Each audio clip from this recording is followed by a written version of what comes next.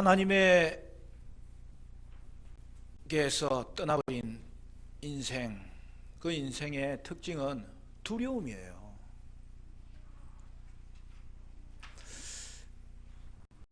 세상은 가진 것이 많아도 두려운 거예요. 도리어 일이 잘 될 때 두려움이 몰려오는 거예요. 왜 그래요? 자신이 이룬 성과가 다시 무너질까 봐 두려워하는 것이죠. 그래서 세상은 가지지 않아서 두려워하는 것이고 가져도 두려워하는 거예요. 그러나 성도는 그렇지 않습니다. 성도는 두려움을 이기는 자들입니다. 우리에게는 하나님이 계시기 때문입니다. 지금까지 지내온 것도 하나님의 은혜요. 또한 주신 것이 있으면 감사할 일이죠. 하나님께 감사하는 자는 삶의 태도가 바뀌게 되어 있어요. 주신 은혜로 만족합니다. 성공했다면 그것도 하나님의 은혜인 것입니다. 그러므로 이제 가진 것은 보관하고 쌓아두고 그것을 기초로 또 쌓으려고 하는 것이 아니라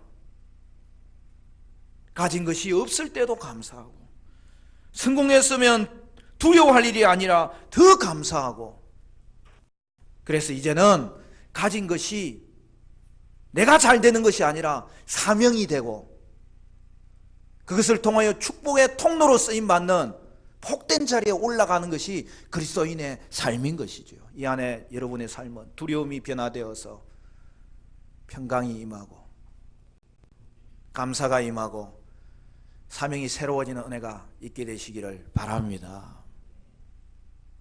오늘 본문을 보면 아브라함도 두려워하여서 잠 못 이루는 밤을 지낸 것을 볼 수가 있습니다. 믿음의 조상 아브라함이잖아요. 우리의 믿음이 무엇인지를 그의 삶을 통해서 하나님이 고스란히 보여주는 것이 그의 삶의 모습이잖아요. 그런데 오늘 그가 두려워서 잠을 이루지 못하는 그러한 밤을 새고 있는 것을 우리에게 보여주시는 의미는 무엇일까요? 1절에 보면 이후에 라고 되어 있습니다. 아브라함이 등장하는데 때가 이후에 라고 되어 있어요. 이후에 하나님이 아브라함을 찾아오셨다. 그럼 이후는 언제입니까? 바로 14장의 내용이죠. 아브라함의 일생을 우리가 자주 들었습니다. 여러분, 이때는 아브라함이 포로로 잡혀간 롯을 구하기 위하여 전쟁에 참여하였다가 거기서 승리하였고, 그리고 거기서 돌아온 이후를 말하는 것이죠. 하나님은 그 밤에 환상 중에 아브라함을 찾아오십니다. 그리고 두려워하지 말라고 말씀하십니다. 1절을 보면 이후에 여호와의 말씀이 환상 중에 아브라함에게 임하여 이르시되 아브라함아 두려워하지 말라. 나는 내 방패요 내 지극히 큰 상급이니라. 여러분, 아브라함은 롯을 구하기 위하여 서방연합군을 도와서 이제 동방연합군을 치러 간 것이죠. 여러분, 사실 이 전쟁은 아브라함이 그 집안의 군사 318명을 이끌고 나가서 싸워서 이길 만한 전쟁이 아니었어요. 그런데 하나님이 그와 함께 하심으로 지혜를 주셨고 환경을 하나님께서 주관하셨고 결국 기습작전을 펼침으로 승리하였던 것이죠. 그렇게 롯을 구하고 서방 5 왕들의 백성들까지 구하여 데리고 이제 전리품을 안고 돌아온 것입니다. 소돔 왕을 비롯한 왕들이 나와서 그를 환영하는 속에 그는 전리품 중에 하나라도 자기는 가져가지 않겠다고 하면서 그들에게 다 돌려준 겁니다. 그런데 그 밤에 아브라함은 잠이 오지 않는 것입니다. 왜 그래요? 그는 전쟁에서 승리하였지만 너무 큰 일을 벌인 거예요. 여러분, 동방의 4개국의 연합군은 당대 최고 강한 나라의 사람들이에요. 그러니까 롯으로 인하여 부득불 그 전쟁에 참여했지만 그는 당시의 고대의 그 세계 전쟁에 그냥 끼어들어 버린 거예요. 아브라함 한 가문이 서방 연합군과의 전쟁을 시작해 버린 겁니다. 당장 이기는 하였지만 이후가 문제입니다. 그들이 전열을 가다듬고 반드시 복수해 올 터인데 그것을 생각하면 잠이 오지 않는 것입니다. 그런데 그 밤에 하나님은 아브라함을 아셨고 그의 형편을 보고 계셨고 그에게 찾아오십니다. 아브라함의 형편과 그 마음을 아시는 하나님이 그를 찾아오셔서 두려워하지 말라 말씀하시면서 그에게 위로와 용기를 주신 것이죠. 그리고 하시는 말씀이 무엇입니까? 나는 내 방패요 너의 지극히 큰 상급이니라. 하나님은 아브라함에게 약속에 대한 보증을 주시는 것입니다. 방패라고 하는 것은 승리와 보호를 보증해 주는 거죠. 상급이라고 하는 것은 그가 하나님을 전적으로 신뢰함으로 그 막대한 전리품 중 하나라도 갖지 아니하고 하나님의 이름에 하나님의 은혜에 누가 될까봐 소돔과 고모라의 모든 동료들에게 다 돌려준 것을 염두에 둔 말씀으로 하나님이 이제는 그의 몫을 직접 챙겨주시겠다고 하시는 말씀이죠. 그러므로 사랑하는 성도 여러분, 우리는 수고한 대가를 제때 누리지 못할 때가 있잖아요.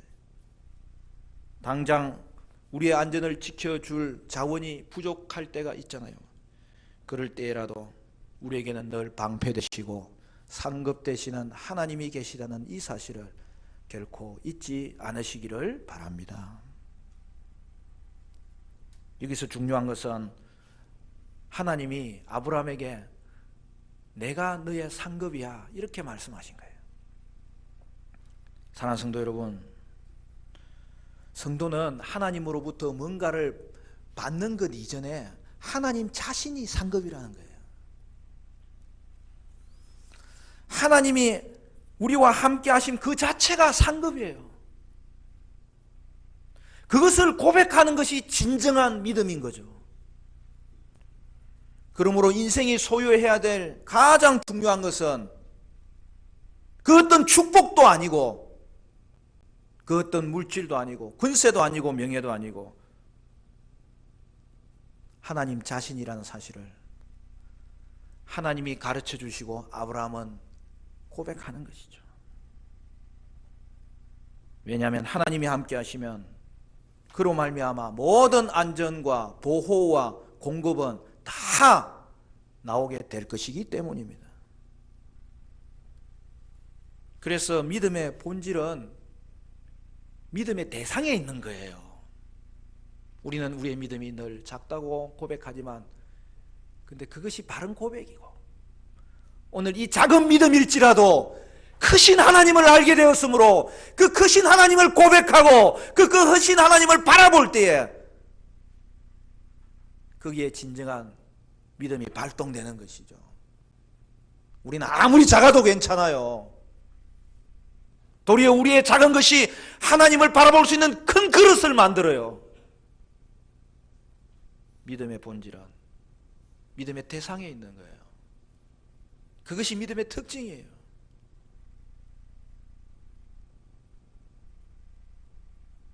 그러므로 나의 믿음이 크고 작은 것은 사실은 문제되지 않아요. 먼저는 하나님이 누구이신지를 아는 것이 믿음의 출발이에요.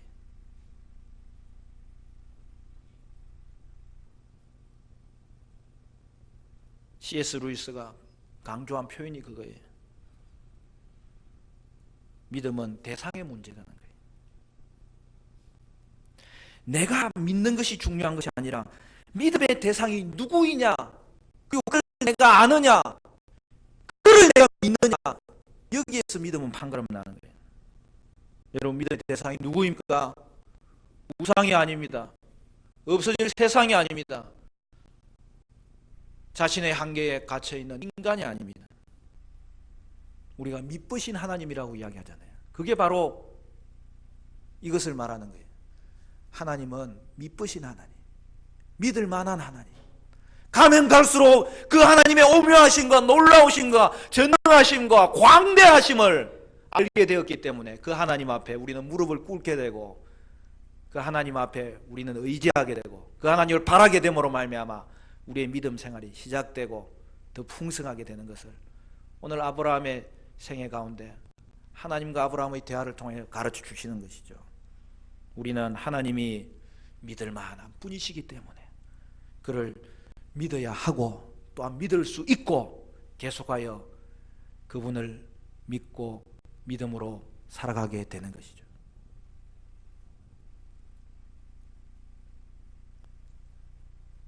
오늘날도 마찬가지예요. 믿음에 대해서 고민하는 분이 혹시 계십니까? 여러분이 믿고 의지할 대상이 누구인지를 분별하셔야 되는 거예요.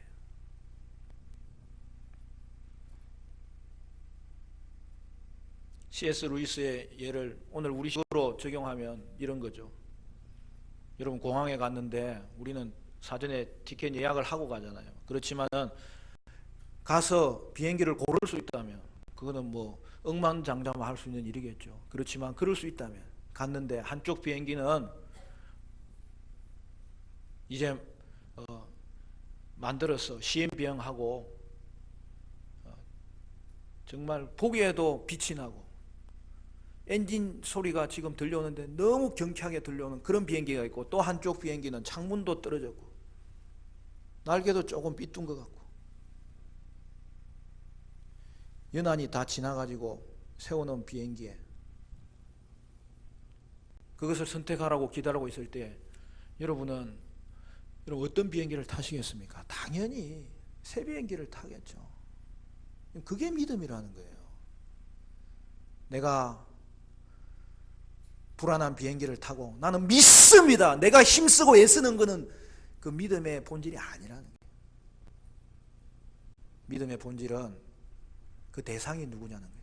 저와 여러분은 하나님을 알게 된 것이 얼마나 큰 은혜이고 그분의 크심과 놀라우심과 그것만 계신 것이 아니라 우리에게 향하신 그분의 인자하심과 성실하심과 자비하심이 풍성함을 알았기 때문에 그 하나님은 믿을만 하여서 나의 믿음이 눈뜨게 되어서 오늘 그분을 의지하게 되었을 때 사랑하는 성도 여러분, 여러분은 믿으신 하나님이 여러분의 믿음이 대상이시기를 축원합니다.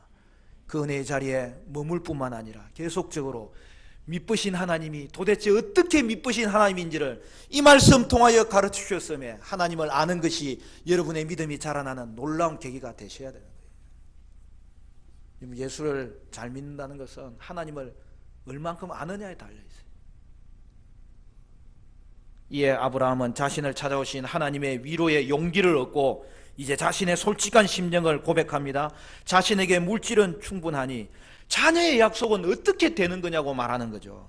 아브라함은 이미 가나안에서 영향력을 끼칠 정도로 복을 받았고 또한 다시 더 큰 복을 받을 것이라는 보장을 받고 있어요. 그런데 아직 후손이 없는 것은 이것은 대단히 모순된 상황입니다. 하나님이 약속의 땅을 주셔도 그것을 물려줄 후손이 없으면 그게 아무 소용이 없잖아요. 그는 나이 들미라는 현실 앞에서 약속의 소망이 시들해진 것입니다.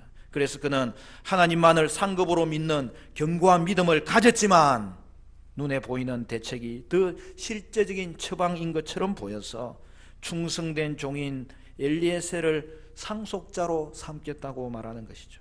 이에 하나님은 친아들이 상속자가 될 것이야 한 번 더 설명해 주고 명확하게 확인해 주셨습니다. 그러면서 하나님은 아브라함의 손을 이끌고 밖으로 나갑니다. 그 밤에 하늘을 바라보니 별이 쏟아질 듯이 빼곡히 빛나고 있었습니다. 하나님은 하늘을 우러러 무별을 셀 수 있나 보라고 말씀하시면서 너의 후손이 이처럼 많게 해주겠다 그렇게 이야기하십니다. 그리고 그 다음에 중요한 내용이 나옵니다. 6절 말씀 우리 같이 읽어볼까요? 6절 시작.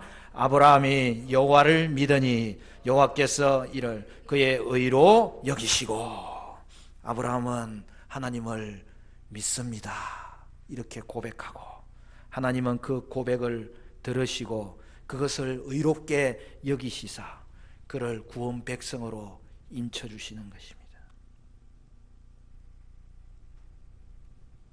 사도 바울은 이것을 아브라함이 할례 이전에 믿음으로 칭의를 얻었다고 하면서 이신칭의의 교리를 설파하는 중요한 근거 구절로 삼습니다. 여기서 의로 여겼다는 것은 아브라함이 의롭다는 말이 아니에요. 의롭다고 인정을 받았다는 거예요. 여러분, 의는 언제나 하나님과의 바른 관계를 말하는 거예요. 그러므로 믿음에 있어서 언제나 드러나는 것은 하나님 중심성이라는 거예요. 여러분, 믿음의 본질은 하나님 중심성이에요. 분명히 본문에서 아브라함이 여호와를 믿었다고 하였습니다. 그렇죠? 그러므로 아브라함은 믿음으로 인하여 의롭게 된 거예요. 오늘 우리가 이 시대에 의롭게 되는 길은 단 하나밖에 없어요. 믿음으로 의롭게 되는 거예요. 그런데 오늘 본문에 보십시오. 아브라함이 여호와를 믿었어요. 그렇게 고백했다는 거예요. 입으로 시인하는 거거든요. 고백은, 믿음은. 그때에 어떻게 됩니까? 너는 의롭게 여김을 받았다. 하나님이 인쳐주셨다는 거예요. 그러니까 이 시대도 마찬가지예요. 믿음으로 의롭게 되는 거예요. 그 믿음의 고백이 없으면 의롭게 될 수가 없다는 거예요. 그런데 여기서 중요한 한 가지 사실을 짚어야 됩니다. 아브라함의 믿음의 고백이 아브라함 혼자 만들어냈느냐는 거예요. 이제까지는 성경에서 아브라함의 믿음에 대한 언급이 여러분 있었어요? 없었어요? 한 번도 없었어요. 여기가 처음입니다. 드디어 그가 하나님을 믿는다고 고백한 것이 오늘 본문의 말씀이에요. 그러면 이제까지는 믿음이 없었느냐? 표면상으로는 믿음이 드러나지 않았습니다. 그런데 여러분 보세요. 그가 갈대아 우르를 떠났잖아요. 그럼 어떻게 된 일입니까? 이것이 어떻게 시작된 것이냐는 것입니다. 여러분, 아브라함이 믿음을 갖게 된 이 과정이 중요한 거예요. 하나님이 갈대아에서부터 먼저 그를 찾아간 거죠. 그리고 그를 부르신 거죠. 그때 그는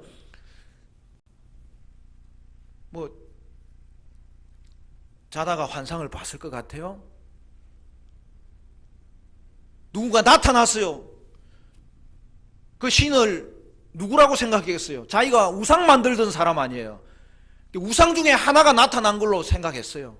그런데 문제가 심각해집니다.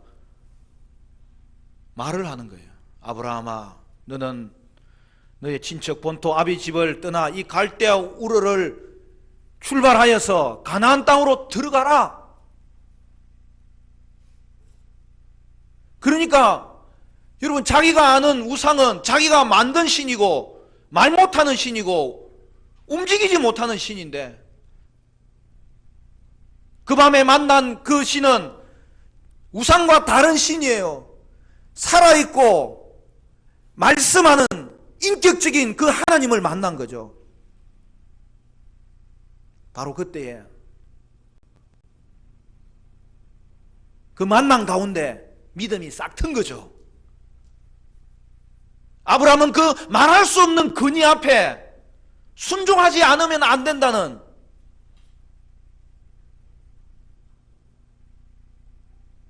급박한 심정을 가졌을 것이고, 그래서 순종하는 거예요. 그것이 왜 그렇게 된 것입니까? 하나님이 찾아오신 거예요. 말씀하신 거예요. 만나 주신 거예요. 그리고 그 말할 수 없는 근위에 그는 순종하지 않으면 큰일을 하겠구나. 그래서 어떻게 하는 거예요? 갈대아 우르를 떠납니다. 그런데 메소포타미아 문명의 제일 마지막 동네인 하란에서 멈춰요. 고향은 떠났지만 아버지를 데리고 그 문명의 끝에까지 가서 하란에서 살아요. 근데 아버지가 죽습니다. 그때 하나님이 어떻게 해요? 또다시 찾아오시는 거예요. 드디어 가나안으로 들어갑니다. 근데 그 이후에 어떤 일이 벌어져요?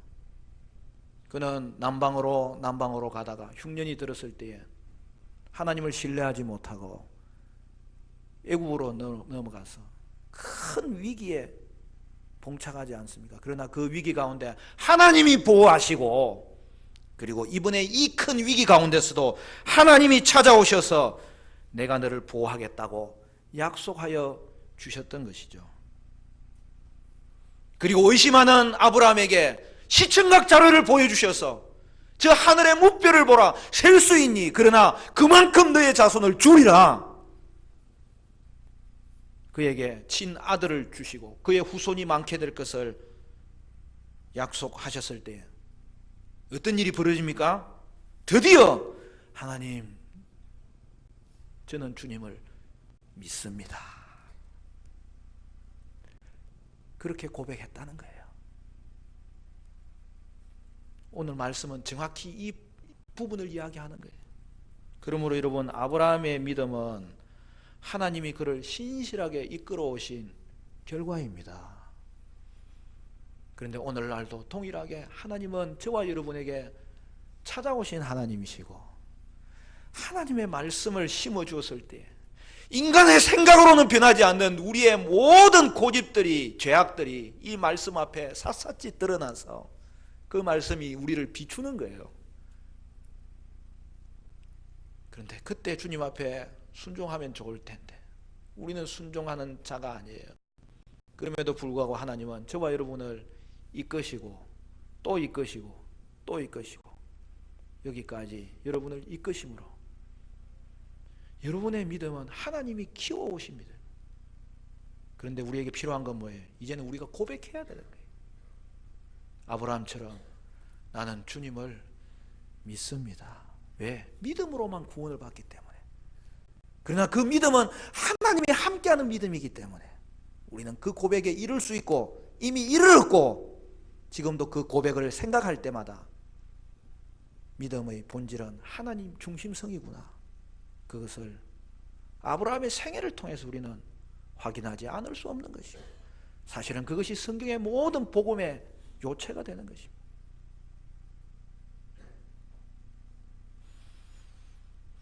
하나님은 아브라함의 고백이 하나님의 이끄심의 결과이면서도 아브라함이 하나님을 믿습니다 라고 고백할 때 너가 잘한 거야, 그 고백은 너의 고백이야. 그래서 성경은 뭐라 합니까? 그의 의를, 그 고백을 말하는 거예요. 그의 의를 의롭다고 여기셔서 기뻐하셔서 하나님은 그를 구원 백성으로 인쳐주신 거예요. 오늘 우리도 마찬가지입니다. 하나님이 여러분을 찾아오신 거예요. 여러분을 부르신 거예요.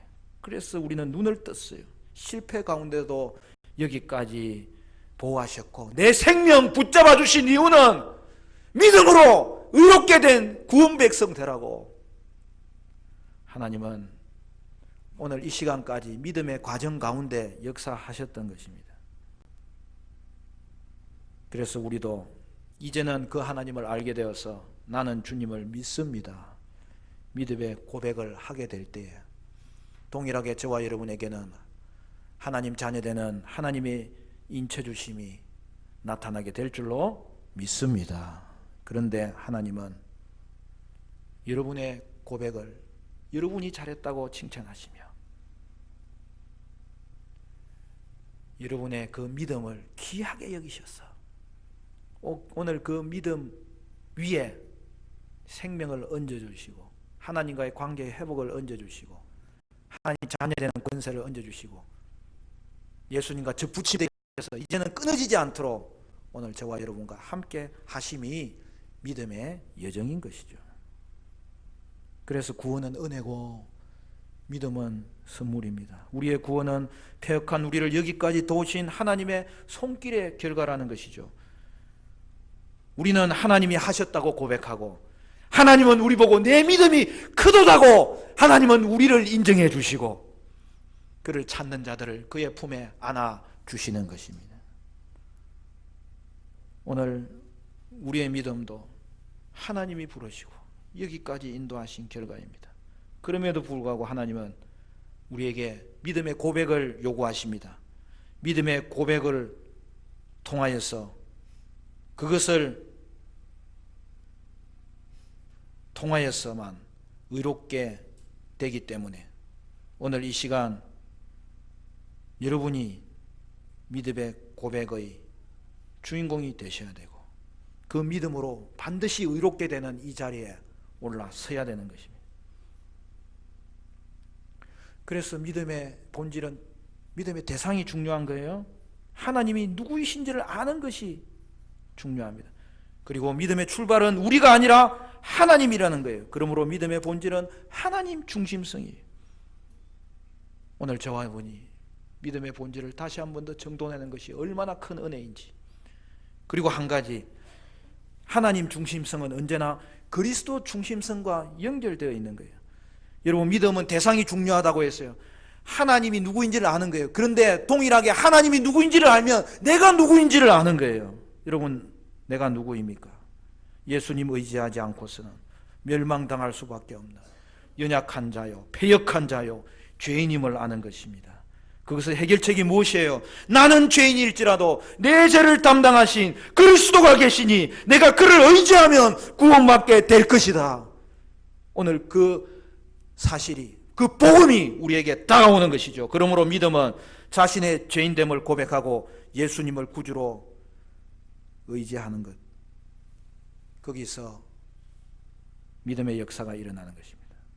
그것은 처음 예수를 믿을 때뿐만 아니라 세월 지나갈수록 의지할 것뿐일세, 무슨 일을 만나도 예수 의지합니다. 할렐루야. 우리는 평생 내 힘으로 사는 게 아니에요. 이제 예수 의지하여 승리하는 복된 길을 하나님이 열어주셨다는 사실이에요. 사랑하는 성도 여러분, 우리는 구정이 있어서 좋은 것 같아요.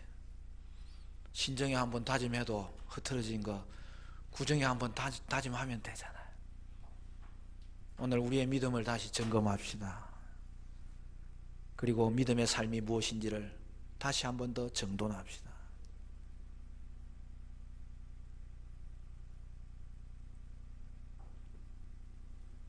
오늘 본문 이후에 그 유명한 아브라함의 언약이 나옵니다.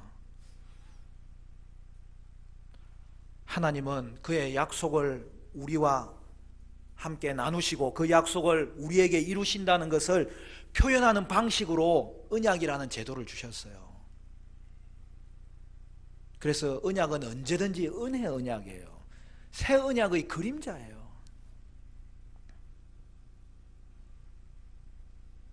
여러분은 여러분을 사랑하시고 긍휼히 여기시는 하나님의 이끄심으로 여기까지 왔는데 이제는 그것을 알고 이제는 하나님을 믿음으로 고백하시는 저와 여러분 될 수 있기를 간절히 바랍니다. 그리고 이제는 내 힘으로가 아니라 예수의 힘으로, 예수 의지함으로 믿음의 경주를 달려갈 수 있다는 이 사실을 분명히 확인하셔야 되고, 그러므로 여러분의 삶이 이제는 개인주의에서 공동체의 삶으로, 우울한 삶에서 기쁨의 삶으로, 두려움에서 감사가 넘치고 그 두려움이 변하여 내 기도가 되고 내 평강이 되고 내 사명이 되는 그러한 의의 자리로 회복되셔야 됩니다.